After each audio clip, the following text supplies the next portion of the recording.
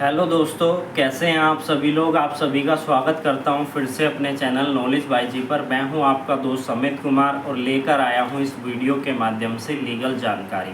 आप सभी को पता है 1 जुलाई 2024 से हमारे नए कानून लागू होने वाले हैं, जिसमें हमारा भारतीय न्याय संहिता 2023 है, भारतीय नागरिक सुरक्षा संहिता 2023 है, भारतीय साक्ष्य अधिनियम 2023 है। अब एक ऐसी सेक्शन है भारतीय न्याय संहिता 2023 की, बीएनएस की एक सेक्शन है, एक धारा है जो कि 1 जुलाई के बाद भी लागू नहीं होगी। तो कौन सी वो धारा है, उस धारा में क्या कहा गया है, सरकार का क्या पॉइंट रहा कि क्यों इसे जो है स्थगित कर देना चाहिए, क्यों इसे स्थगित करने की बात सरकार के समक्ष लाई गई, इन सभी पॉइंट पर आज हम इस वीडियो में चर्चा करने वाले हैं। तो ये इन्फॉर्मेशन लेने के लिए आपको पूरी वीडियो को एंड तक देखना है, तभी आपको समझ में आएगा कि क्यों इस धारा को, क्यों इस सेक्शन को 1 जुलाई के बाद भी लागू नहीं किया जाएगा। तो कौन सी सेक्शन है, सेक्शन जो है हमारी भारतीय न्याय संहिता 2023 की, वो है सेक्शन 106। आईपीसी की कौन सी सेक्शन है जो इसके बदले में हमारी आएगी, वो है 304A ऑफ आईपीसी। अब 304A कब लगाई जाती है कि जब कोई भी ट्रांसपोर्ट जो चला रहा है, चाहे वो बाइक चला रहा हो, गाड़ी चला रहा हो, कोई भी ट्रांसपोर्ट वो चला रहा है, ऐसे में उनकी अगर टक्कर हो जाती है और किसी भी व्यक्ति की, किसी भी की मौत हो जाती है, तो ऐसे में जिस व्यक्ति ने उसे टक्कर मारी है उसके ऊपर 304 आईपीसी लग जाती है। 304 आईपीसी क्या कहती है कि जो लापरवाही से या जल्दबाजी में की गई किसी भी हरकत से मौत होने पर सज़ा देती है, यह सेक्शन जो है कि लापरवाही में उसने गाड़ी चलाई, जल्दबाजी में उसने गाड़ी चलाई, इस कारण से सामने वाले की जो है मृत्यु हो गई। इसे गैर इरादात्मक हत्या नहीं कहा जाता, क्योंकि उसका कोई इरादा नहीं था, ना ही उसकी कोई इंटेंशन थी, तो ऐसे में 304A लगती है। अगर गैर इरादात्मक हत्या अगर इस पर होती तो इसकी सज़ा बढ़ जाती। अब इसमें क्या सज़ा का प्रावधान है 304A ऑफ आईपीसी में, इसको समझते हैं। तो अगर कोई भी ऐसा व्यक्ति जिसने ऐसा अपराध किया है और वो दोषी पाया जाता है, तो उसे मैक्सिमम 2 साल तक की जेल हो सकती है, 2 साल तक की सज़ा का प्रावधान है। अब बात करते हैं कि बीएनएस की जो सेक्शन 106 है वो क्या कहती है, उसमें क्या बदलाव किए गए हैं, उसको भी समझना ज़रूरी है। जो भारतीय न्याय संहिता की सेक्शन 106 है, इसे 3 पार्ट में डिवाइड किया गया है। पहला पार्ट हमें कहता है कि इसमें लापरवाही व जल्दबाजी से की गई हरकत से मौत होने पर 5 साल तक की सज़ा का प्रावधान है और उसे जुर्माने से भी दंडित किया जाएगा। यानी कि कंपेयर आप कर पा रहे हैं कि जो सेक्शन 304 आईपीसी की है वो हमें मैक्सिमम 2 साल की पनिशमेंट की बात करती है, और इसमें जो है मैक्सिमम आपको 5 साल तक की पनिशमेंट मिल सकती है। तो सज़ा का प्रावधान यहाँ पर बदल गया है। दूसरा पॉइंट क्या कहता है इसी सेक्शन का, सेक्शन 106 ऑफ बीएनएस, वो ये कहता है कि अगर लापरवाही के कारण चिकित्सा प्रक्रिया के दौरान अगर मौत हो जाती है, क्योंकि यहाँ पर जो उसको ट्रीट कर रहा है उसकी कोई लापरवाही है, तो ऐसे में जो रजिस्टर्ड चिकित्सालय है उसके लिए यहाँ पर सज़ा को घटाया गया है और 2 साल कर दिया गया है। पहले जो सज़ा का प्रावधान था वो ज़्यादा था, अब इसे घटाकर जो है 2 साल कर दिया गया है।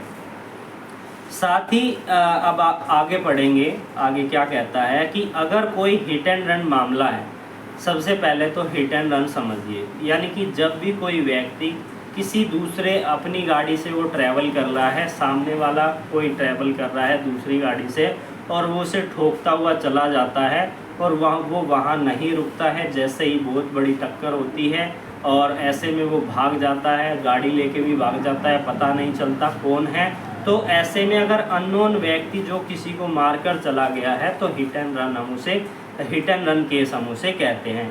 तो हिट एंड रन मामले में अगर दुर्घटना में शामिल चालक पुलिस या मजिस्ट्रेट को रिपोर्ट किए बगैर भाग जाता है तो जुर्माने के साथ कारावास की अवधि 10 साल तक बढ़ाई जा सकती है।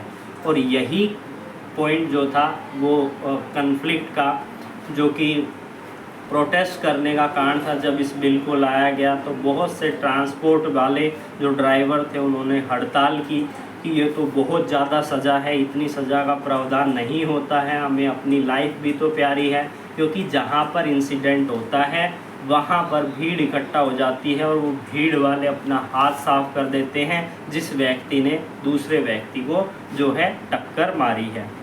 चालक अक्सर हमला होने के डर से दुर्घटना स्थल से भाग जाते हैं। नॉर्मल है, अगर भीड़ आएगी तो भीड़ कुछ ना कुछ कार्रवाई तो करेगी ही, वो उसे थप्पड़ मारेंगी, क्या पता जान से भी मार दे, मार मार के कुछ भी हो सकता है।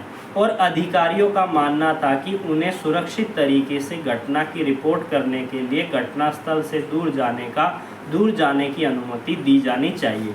ये एक अच्छा पॉइंट है कि अगर कोई इंसिडेंट होता है तो वो वहाँ से जाए, लेकिन वो उसकी इन्फॉर्मेशन ज़रूर दे दे। अगर वो वहाँ पर रुकेगा तो उसकी जान का खतरा उसे है। हिट एंड रन घटना वह होती है जिसमें जिम्मेदार वाहन की पहचान नहीं होती है। जैसा कि मैंने बताया कि जिस गाड़ी ने दूसरी बाइक वाले को ठोका, उसको जो बाइक वाले जिसके जो इंजर्ड होगा उसको पता ही नहीं है कौन सी गाड़ी थी, किस व्यक्ति ने मुझे मारा, तो उसे हम हिट एंड रन मामला कहेंगे।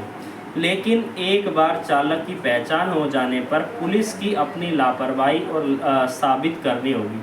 अगर यह पता चल जाता है कि इस व्यक्ति ने इस गाड़ी से इस व्यक्ति को मारा गया, अब अगर पुलिस वाले उसे नहीं ढूंढ पाए तो ये उनकी लापरवाही मानी जाएंगी। क्योंकि कई दुर्घटना जो है ख़राब सड़क के कारण भी होती है, बारिश के कारण, कोई सड़क ख़राब है उसके कारण भी होती है, बिल्कुल होती है, सड़क खराब होने की स्थिति के कारण भी होती है। इसलिए यह विचार करने के लायक है कि क्या कानून को केवल जेल की अवधि बढ़ाने पर ध्यान केंद्रित करना चाहिए या फिर व्यापक दृष्टिकोण अपनाना चाहिए। बिल्कुल सही बात है, व्यापक दृष्टिकोण भी अपनाना चाहिए, जिससे कारावास के संबंध में जो प्रावधान है, मुकदमा के संबंध में, बेहतर सड़क सुरक्षा के संबंध में और जो मुआवजा दिया जा रहा है उसके संबंध में प्रावधान है, उन चीज़ों पर यहाँ पर ध्यान केंद्रित करना चाहिए।